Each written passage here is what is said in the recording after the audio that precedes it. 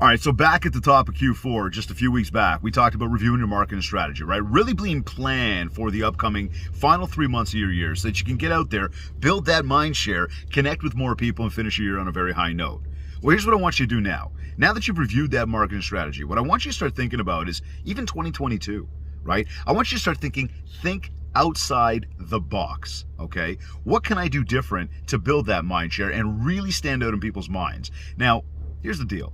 If you look back over the past 20 months, we've been incredibly isolated, right? And we've been really looking at our screens. We've been consuming a lot of content. We've been out there on the screens, on the social medias, online in a bunch of different capacities, on video, consuming a ton of content.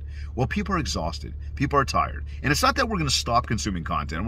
It's not that we're going to stop looking at videos like this. The idea becomes, though, if this is our only way of connecting with people, if we are not supporting our strategy with other real-life ways of connecting with people, then we're just going to fall into the same old. I mean, what do I mean, same old? Well, go online. How many ads do you see? How many ads do you see when you're scrolling social media? How many ads do you see when you're scrolling the weather channel? How many ads do you see when you're scrolling your favorite news channel? Or how many ads do you see when you're just playing online at any time? Tons of them. And who are these people advertising? Who knows? Whole bunch of randoms. Maybe some of them are companies you recognize, but there's a lot of randoms out there. Now, why are you going to be any different? What's going to stand out and be different about you than those other people? Yes, you could come up with better creative, you could come up with better graphics, you could come up with a better call to action, but reality is, it's still a digital ad, right? This is like that same when the bus benches became exhausting. Everybody's got a bus bench. And again, I'm not saying you need to necessarily get rid of it. I mean, if it doesn't fit your budget, get rid of it. The idea here becomes, though, what are you doing to support it? How are you bringing yourself to life? How are you truly connecting with your most important audience and making those relationships with people, which is actually what converts all the business anyways?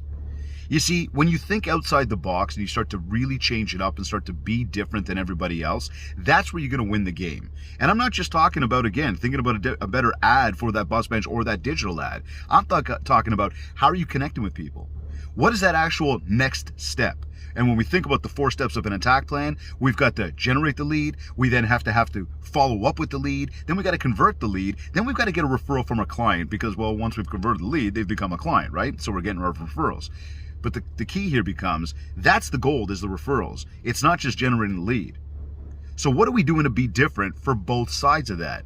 What are we doing to generate that lead? And how are we going through the whole process of follow-up to conversion to getting referrals? You see, again, this is about thinking outside the box. Not doing the same as everybody else is doing, but finding something that's going to be unique to you. Finding something that's going to be unique to the community. Finding something that's going to be unique to the people that you always deal with. Once you figure out what that is, that's what you want to leverage. Then you tie that into your marketing message. You get out there, you build that mind share, and you get more market share.